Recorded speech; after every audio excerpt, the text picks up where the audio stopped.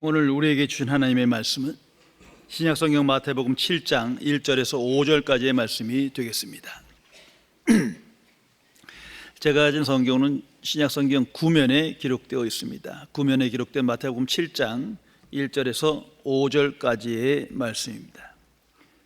이 기록된 계시의 말씀을 봉독하는 중에 살아계신 하나님의 음성을 모두 다 함께 들으실 수 있기를 바랍니다. 하나님의 말씀입니다. 비판을 받지 아니하려거든 비판하지 말라. 너희가 비판하는 그 비판으로 너희가 비판을 받을 것이요 너희가 헤아리는 그 헤아림으로 너희가 헤아림을 받을 것이니라. 어찌하여 형제의 눈 속에 있는 티는 보고 내 눈 속에 있는 들보는 깨닫지 못하느냐. 보라, 내 눈 속에 있는 들보가 있는데 어찌하여 형제에게 말하기를 나로 내 눈 속에 있는 티를 빼게 하라 하겠느냐. 외식하는 자여, 먼저 내 눈 속에 있는 들보를 빼어라. 그 후에야 밝히 보고 형제의 눈 속에서 티를 빼리라. 아멘. 교훈적인 우화를 하나 소개하겠습니다. 동물의 왕인 사자가 병이 들자 이리를 포함해 숲속의 많은 동물들이 병문안을 갔습니다. 평소에 여우가 못마땅했던 이리는 사자에게 이곳에 여우만 오지 않았습니다 라고 말했습니다. 뒤늦게 여우가 왔을 때 사자는 왜 이리 늦었느냐고 소리를 질렀습니다. 그러자 여우는 대왕님의 약을 구하느라 늦었습니다 라고 대답했습니다. 그래, 약은 구했느냐? 사자가 묻자 여우는 대답했습니다. 이리의 가죽을 뒤집어 쓰시면 낫는다고 합니다. 사자는 즉시 이리를 잡아 죽여 가죽을 뒤집어 썼습니다. 여우는 물러나면서 중얼거렸습니다.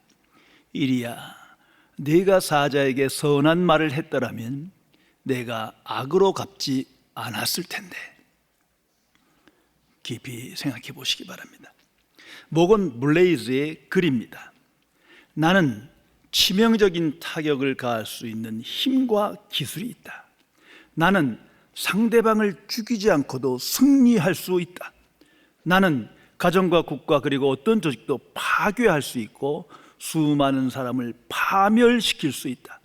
나는 바람의 날개를 타고 여행한다. 아무리 순결한 사람이라도 내게는 무력하고 아무리 깨끗한 사람도 내게는 더럽다. 나는 바다보다 더 많은 노예를 거느리고 있으며 나는 결코 망각하지 않으며 결코 용서하지 않는다. 내 이름은 비난이다. 성도 여러분, 타인을 비난하고 정죄하는 것은 모든 인간 속에 내재되어 있는 죄의 본성입니다. 비난과 정죄는 죄의 속성이며 파괴적인 영역을 갖고 있다는 것을 항상 인식하며 살아가야 합니다. 그럼에도 불구하고 그것들이 우리 안에 습관화되어 있습니다. 어느 누구도 예외가 아닙니다. 쉽게 비난하고 아무렇지도 않게 정죄하고요, 자신은 다음 날이면 잊어버립니다. 오늘날 대표적인 악플이라는 게 그렇지 않습니까? 아주 나쁜 행위입니다. 그런데도 사회는 묵인하고 조장하는 것 같아요. 특별히 내 편에서 그런 일이 벌어지면 아무렇지도 않대요. 참 어리석은 일입니다. 이런 비난과 정죄는 진실을 알기도 전에 한다는 데 가장 큰 문제가 있습니다. 무엇보다도 팩트를 알아야 되는 거 아닙니까? 부분이 아닌 사건의 진실 전체를 알려고 노력을 해야 하는데 거긴 관심 없어요. 작은 부분적인 편견에 붙들려서 너무도 쉽게 타인을 비난하고 정죄합니다. 결국 사람을 공격하는 거예요. 진실과 팩트에 또는 죄에 대한 관심은 없어요. 사람을 공격하게 됩니다. 그러므로 이 모든 것은 사탄의 역사입니다. 탈무드에 있는 글입니다. 험담하는 것은 살인보다 위험하다. 살인은 한 사람을 죽이지만 험담은 3명을 해치게 한다. 험담하는 장본인과 그것을 제지하지 않고 듣고 있는 사람과 그리고 험담의 대상이 되는 사람이다.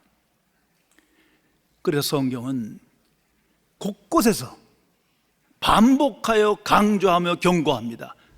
비판하지 마라. 비난하지 마라. 정죄하지 마라. 험담을 하지 마라. 이것이 하나님의 말씀입니다. 왜냐하면 그것은 무서운 죄이며 타인에게 파괴적인 영향력을 끼치기 때문입니다. 특별히 하나님은 하나님 자녀에게 깊은 관심과 사랑으로 말씀하십니다. 비판하지 마라. 정죄하지 마라. 하나님의 자녀는 하나님 앞에서 항상 생각해야 합니다. 하나님이 보시기에 이런 것들은 악한 행위입니다. 이건 단지 인간관계를 파괴하는 것뿐만 아니라 더 중요한 건 하나님과 나와의 관계가 깨지기 때문이에요.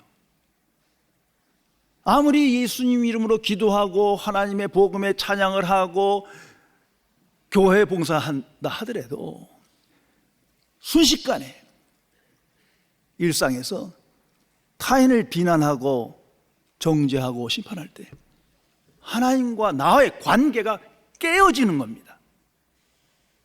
이걸 분명히 인식하며 오늘을 살아가야 합니다. 어떤 신부가 술주정뱅이와 함께 같은 버스를 타게 됐답니다. 주정뱅이가 신부에게 물었습니다. 신부님, 관절염은 왜 걸리는 겁니까? 그럼 그 질문에 답을 해야 되는데 이 신부님께서 가만 보니까 이 사람이 술주정뱅이인 거예요. 그래서 좀 교훈을 주려고 비판하며 이렇게 조언했습니다. 술을 많이 마시고 방탕한 생활하면 관절염이 걸립니다. 술을 멀리하면 관절염이 사라질 것입니다. 그러자 술주정뱅이가 이렇게 대답했답니다. 그렇군요. 오늘 신문 보니까 교황께서 관절염에 걸렸다고 나와서요.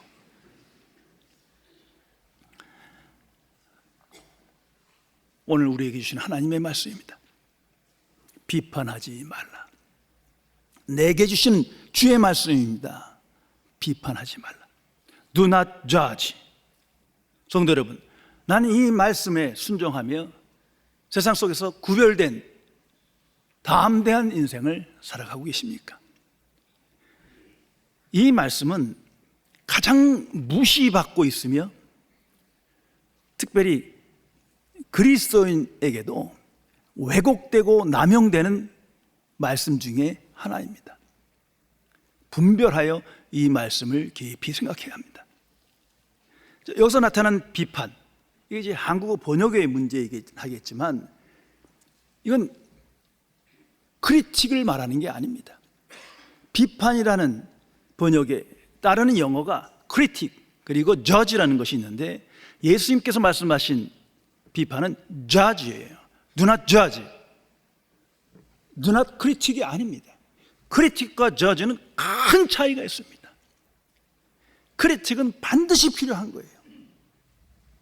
조금 더 의미적으로 번역하면 비평적 비판이라고 해야 되겠죠. 그것은 잘못된 걸 고치고 사람을 온전케 합니다.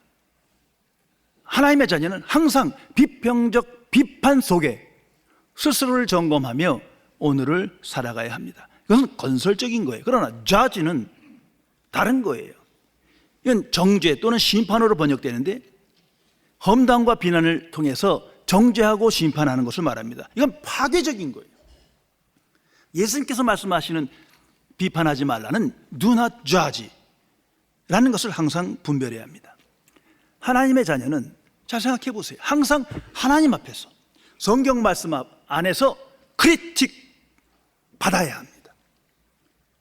비평적 비판을 받아야 잘못된 걸 고치며 온전한 믿음의 사람으로 성숙해져 나가는 것입니다. 만일 그런 비평이 없다면 부지불식간에 영적 무지와 무감각 속에 빠지게 됩니다. 이 크리틱은 비판 자체가 목적이 아니에요. 크리틱은 사람을 온전케 하는 겁니다. 회개와 믿음을 주기 위한 목적을 가지고 있습니다. 그래서 항상 우리 예수 그리스도 안에서 생각합니다. 이미 그 생각 자체에 크리틱이 있는 거예요. 예수 그리스도를 바라보고 그리스도를 본받으며 그리스도의 말씀을 생각할 때 옳고 그름을 우리는 판단하게 됩니다. 그 속에 이미 크리틱이 있는 거예요. 항상 복음의 생각에 이끌려 비평적 비판을 하며 오늘을 살아가야 분별력을 가지고 승리할 수 있는 겁니다. 예수 그리스도 안에서 yes, no 분명히 비평하며 판단하며 회개와 믿음으로 오늘을 살아가야 합니다. 그런데 이 말씀을 문자 그대로 받아들이며 자기 멋대로 해석해서 왜곡하고 남용하는 경우가 너무나 많습니다. 그래서 바른 비평을 함에도 불구하고 이 본문을 말씀을 빗대어서 비판하지 마라. 주께서 말씀하시지 않느냐? 침묵하라. 성경이 말씀하지 않느냐? 무조건 화해해라. 연합해라. 아니, 예수님과 바리새인이 어떻게 하나가 됩니까? 어떻게 하나님 나라와 세상이 하나가 될 수 있습니까? 그런데도 이 말씀을 왜곡하고 남용하게 됩니다. 성도 여러분, 하나님의 말씀이 선포될 땐 항상 구원과 심판이 동시에 나타나는 거예요. 하나님의 말씀을 전하면서 복받는 것만, 잘 되는 것만, 구원받는 것만 말한다면 그 반쪽짜리예요. 왜곡된 진리를 선포하는 겁니다. 하나님의 말씀이 선포됐을 때 믿음으로 구원받지만 믿지 않는 자는 심판받은 거예요. 이미 마음이 심판받았어요. 마음이 굳어진 거예요. 죄의 본성에서 회개하지 않는다는 사실을 알아야 합니다. 그것을 비평하는 거예요. 복음 진리가 선포될 때도 항상 천국과 지옥이 동시에 나타나는 거지, 맨날 천국만 얘기하면 그 가짜 복음이 되고 말아요. 우리는 항상 진리 앞에서 비평받아야 합니다. 복음 앞에서 비평받아야 합니다. 그리고 세상에 대해서 비평해야 합니다. 하나님 보시기에 죄의 권세가 있고 어둠이에요. 그것을 성경 말씀에 근거하여 분명히 말해줘야 할 것입니다. 무엇보다도 세상에 많은 종교들 하나님 보시기에 우상인 거예요. 비평해야죠. 침묵한다면 그건 하나님의 자녀가 아닌 거예요. 그러므로 오늘 본문 말씀을 남용하고 왜곡해서는 안 됩니다. 오늘 성경 말씀에서 비판하지 말라는 do not judge입니다. 험담, 비난, 정죄, 심판을 하지 말라는 겁니다. 예수님이 이 산상수훈을 통해서 위대한 설교를 하시는데 그 마음속에 항상 한 대상이 머물고 있습니다. 그들은 바리새인과 서기관, 당시의 종교 지도자들입니다. 그래서 팔복을 선언하신 후에도 곧바로 율법에 관해서 말씀합니다. 율법이 왜곡되었음을 지적합니다. 그리고 바리새인과 서기관을 언급합니다. 너희들이 저들보다 낫지 않으면 천국에 들어가지 못한다. 아예 기준을 바리새인과 서기관으로 잡았어요. 한마디로 저들은 불신앙의 사람들이요 천국 들어가지 못한다. 그렇게 예로 설명한 거예요. 바리새인은 스스로 하나님의 백성이요 하나님께 영광 돌린다 하면서 표면적으로는 훌륭한 도덕적인 하나님의 사람일 수 있어요. 그러나 이면적으로, 내적으로는 위선자예요. 복음을 왜곡했어요. 구제를 하면서도 은밀하게 행하는 게 아니에요. 소문 다 내고 해요. 기도를 하면서도 자기 방에 들어가 조용히 하나님과 대화하는 게 아니에요. 꼭 사람 많은 데서 큰 소리로 중얼중얼 떠들어대요. 금식을 하면서도 자랑하면서 소문 내고 다녀요. 이렇게 하지 말라. 이건 하나님의 뜻이 아니다 말씀하는데도 지멋대로 해요. 그러면서 금식하지 않고 기도의 생활이 짧대나 구제하지 않는 사람, 자기만큼 못하는 사람 가차없이 비난하고 정죄하는 거예요. 이거 불신앙이거든요. 그런데 스스로 자신들은 하나님의 자녀를 하면서 거침없이 타인을 정죄하고 비판했어요. 바로 이 사건이 그들이 예수님 마음속에 아주 불편하게 자리 잡고 있는 겁니다. 자, 그러면 이 상황을 잘 생각하시면 오늘 말씀을 잘 이해할 수 있어요. 그러므로 비판하지 말라는 먼저 자기 의를 버리라는 거예요. 자기 의가 문제인 거예요. 이 바리새인 자기 의가 문제예요. 오늘도 보세요. 자기 의가 높으면 사실은 표면적으로는 아주 도덕적이고 많은 선행을 한 사람들이에요. 그러나 깊이 보면 그것 때문에 타인을 비난하고 정죄하는 거예요. 경건이 없고 겸손이 없는 거예요. 자기 의가 문제인 겁니다. 누가복음 18장에 보면 바리새인과 세리의 기도가 기록되는데 바리새인들이 이렇게 기도합니다. 하나님 감사합니다. 감사합니다 하면서 이 세리와 같지 아니한 것을 감사합니다. 이 세리가 듣고 있는데 함께 예배 보는데 이 따위를 하지 말라는 거예요. 왜? 자기 의에 끌려서 자기 의의 기준으로 자기 의보다 못한 사람을 쉽게 정죄하고 판단하고 심판하기 때문에 이것이 더 큰 죄라는 것을 우리에게 말씀하고 계신 겁니다. 또한 비판하지 마라. 그것은 성령의 역사가 아니기 때문이에요. 예수님께서 팔복의 말씀을 선언하신 후에 너희는 세상의 소금과 빛이다 말씀하셨습니다. 그런데 아멘 하고 나가서 쉽게 비판하고 험담하고 정죄하고 도무지 불신자와 구별되질 않아요. 예수 믿기 전과 후가 전혀 달라지지 않았어요. 이런 짓 하지 말라는 거예요. 그건 성령의 역사가 아니니까. 성령의 역사가 있다면 그렇게 안 할 것이기 때문입니다. 지금 성령께 사로잡힌 게 아니고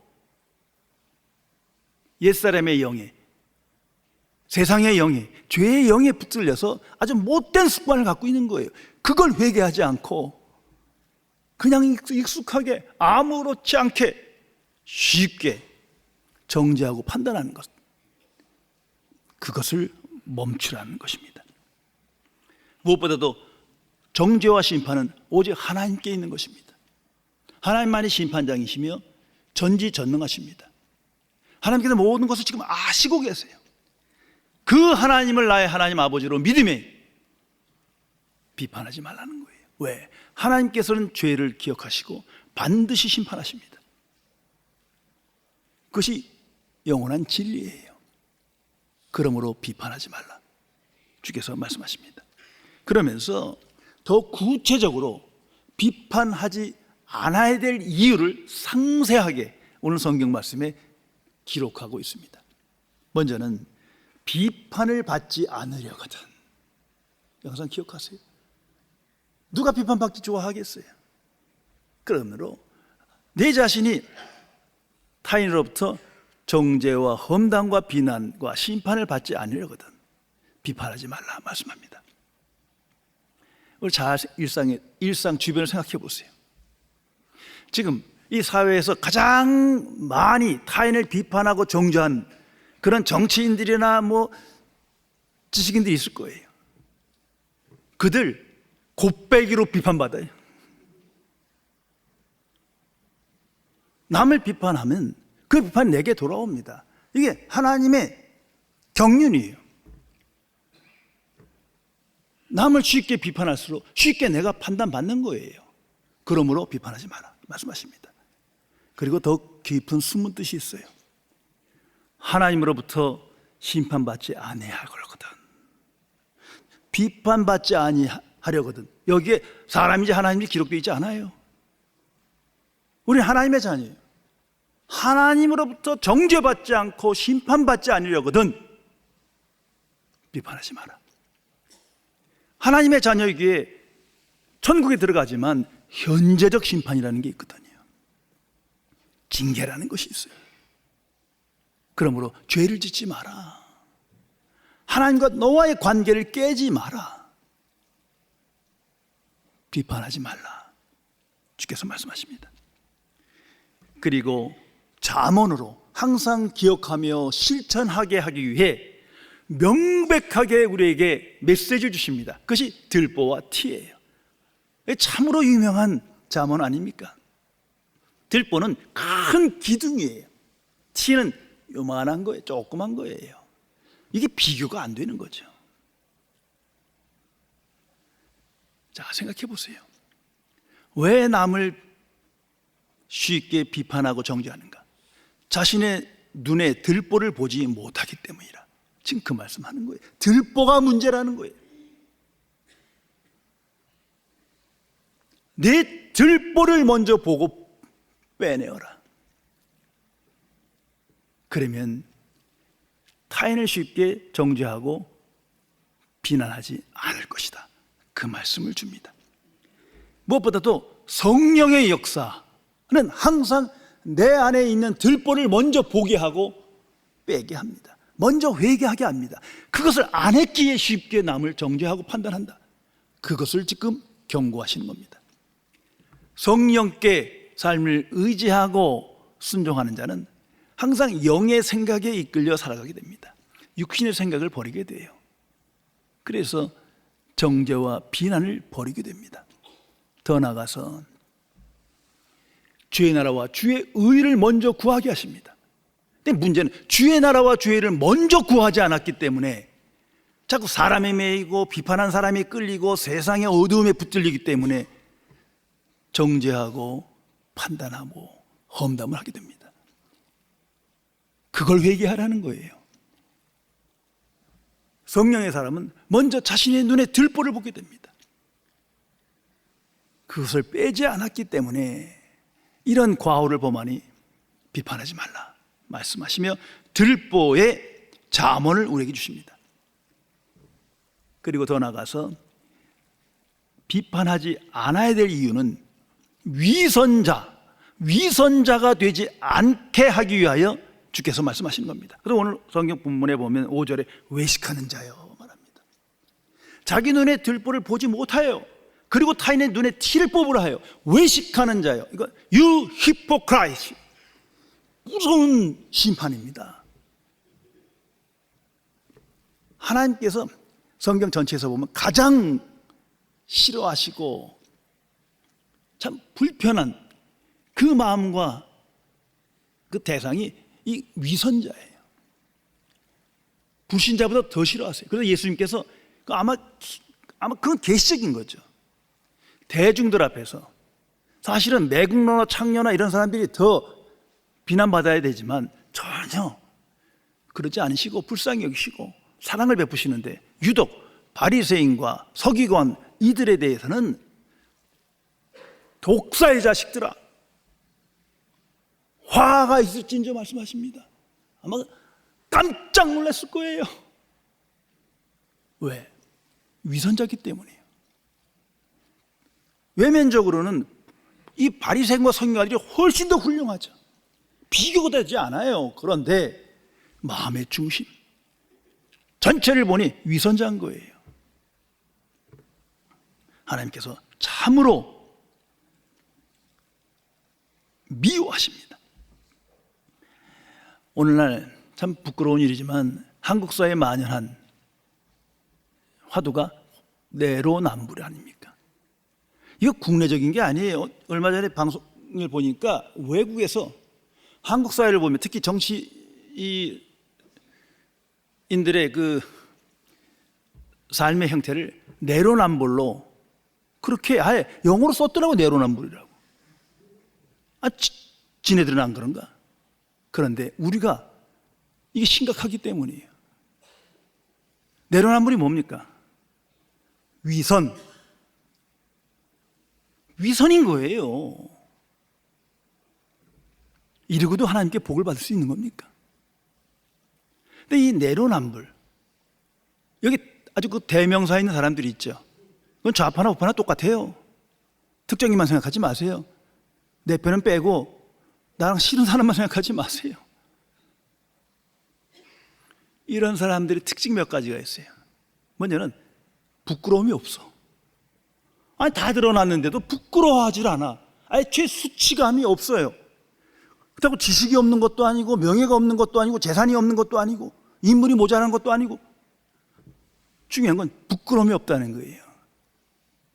이미 심판받은 거예요. 복음은 우리에게 부끄러움을 줍니다. 숙지를 줘요. 하나님의 은혜와 진리 앞에 부끄러운 거예요. 그런데 아예 부끄러움이 없어. 이게 참 불쌍한 일입니다.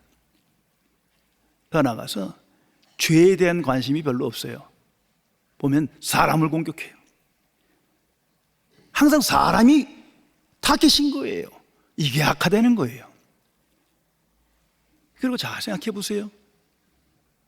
팩트엔 관심이 없어요. 팩트는 말뿐이지 결국은 항상 답은 너예요. 너. 사람을 공격하는 거예요.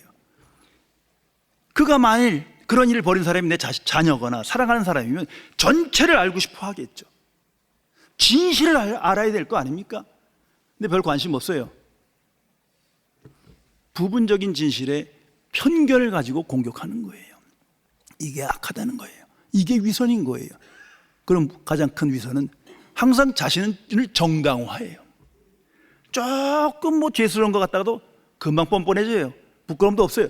자기 정당화. 이게 뭡니까? 자기 의라는 거예요. 어떻습니까? 이게 사탄의 역사죠. 죄의 역사가 아니고는 어떻게 이런 일이 당당하게 드러날 수 있겠습니까? 그래서 비판하지 말라 말씀하십니다. 무엇보다 중요한 이유는 타인을 사랑해야 하기 때문이에요. 하나님의 자녀 됨은 이웃을 사랑하라는 말씀에 순종하게 하기 위하여 하나님께서 우리를 부르신 겁니다. 그래서 예수님께서 말씀하십니다. 형제의 눈 속에서. 근데 이게 형제로 안 보이거든. 이게 나쁜 놈으로 보이는 거예요. 그런데 내 눈에 들보를 먼저 빼고 성령께 순종하고 영의 생각에 이끌려 회개하며 하나님의 사랑에 붙들린다면 형제로 보이겠죠. 지금 형제의 마음이 없기 때문에 비판하지 말라 주께서 말씀하십니다. 하나님의 자녀는 하나님의 사랑을 깨닫고 받은 사람입니다. 무한한 무제한적인 하나님의 사랑을 알고 믿고 확신하며 오늘을 살아갑니다. 그 사랑의 증인으로 부르심을 받았어요. 성령께서 항상 십자가의 복음에 집중케 하십니다. 그 십자가 안에 하나님의 사랑과 은혜가 가득 나타나 있어요. 그것을 깨달을 때마다 자연스럽게 비판과 정죄와 심판을 멈추겠죠. 그리고 그들을 위하여 기도하게 되는 겁니다. 복음의 증인은 이런 인생을 살아가는 것입니다. 그래서 주께서 말씀하십니다. 비판하지 마라. 성경 곳곳에서 강조하며 반복하여 말합니다. 비판하지 마라. 하나님의 사람 링컨, 그도 젊은 시절에는 변호사 시절에 사람들을 쉽게 비난하며 정죄했다고 고백합니다. 그는 누가 조금만 잘못했다 싶으면 신랄하게 비판하고 편지를 쓰기도 하고 신문에 투고하는 일을 서슴지 않았습니다.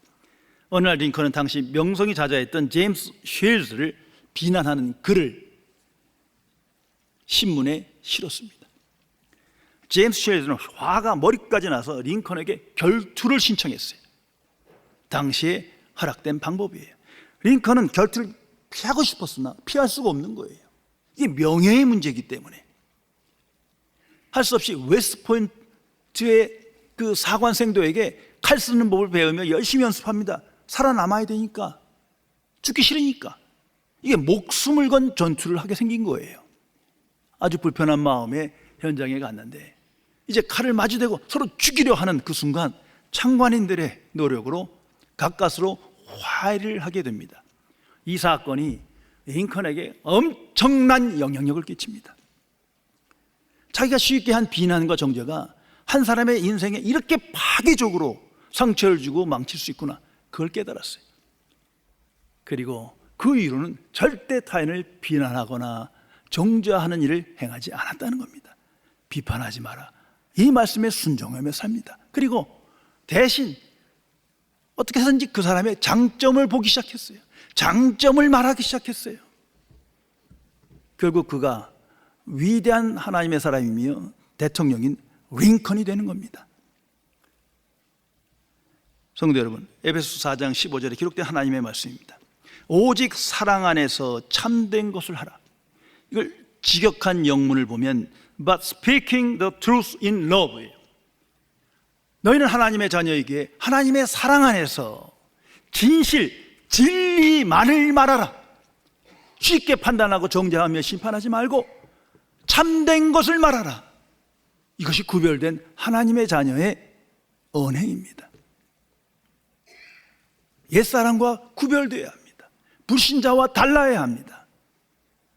그래야 하나님께 영광 돌리는 형통한 삶을 살아가게 되는 것입니다. 그래서 항상 성령께 삶을 의지하고 순종해야 합니다. 오직 성령만이 내 안에 있는 세상의 영, 죄의 영, 인간의 영을 제거하고 참된 영의 역사 속에 진리를 보고 판단하며 진실을 말하도록 우리를 변화시킵니다. 예수 그리스도께로 인도하며 그리스도의 마음과 생각과 지식을 본받으며 십자가의 복음에 집중케 하십니다. 그 복음 안에 나타난 하나님의 은혜와 사랑에 초점을 맞추게 됩니다. 나를 향한, 내게 향한 하나님의 은혜와 사랑, 그것을 붙들 때 우리는 비로소 변화된 삶을 살며 하나님의 말씀에 순종하게 됩니다. 그 은혜와 사랑에 합당한 삶을 통하여 비난과 정죄와 심판을 버리고 오직 사랑의 증인으로 사랑 안에서 참된 것을 말하며 하나님께 영광 돌리는 승리의 삶을 살게 되는 것입니다. 기도하시겠습니다.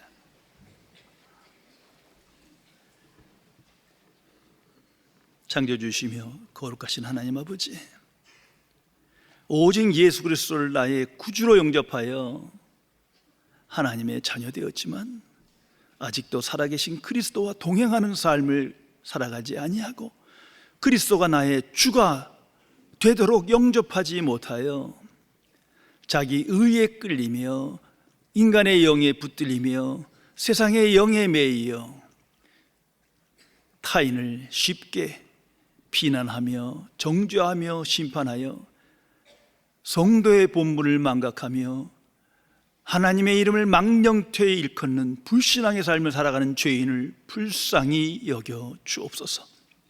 나의 주 성령이시여, 주께서 내게 하신 말씀 비판하지 마라. Do not judge. 이 말씀이 생명의 말씀으로 내게 새겨지고 나타남으로 항상 하나님과 바른 관계를 맺으며 하나님의 은혜와 사랑에 붙들리어 그리스도의 영광을 나타내며 복음의 증인으로 날마다 승리할 수 있도록 함께하여 주옵소서. 우리 주 예수 그리스도의 이름으로 간절히 기도드리옵나이다. 아멘.